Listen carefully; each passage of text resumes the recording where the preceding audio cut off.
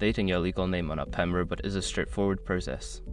Follow these steps to ensure your name is updated quickly and efficiently. Step 1. Log into your account.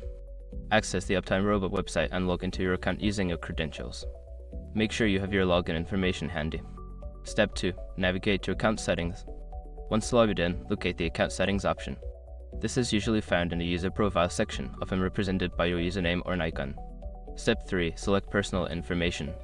In the Account Settings menu, look for the section labeled Personal Information or similar. This is where you can manage your name and other personal details. Step 4. Update your legal name. Secure your accounts before moving on. People seriously underestimate how often personal information gets exposed online now. Use SROT to monitor your accounts 24/7 and get notified immediately if your data gets leaked somewhere. It runs in the background, constantly scanning billions of breached records. And honestly, for how cheap it is compared to the value you get, it's worth it. Link in the description.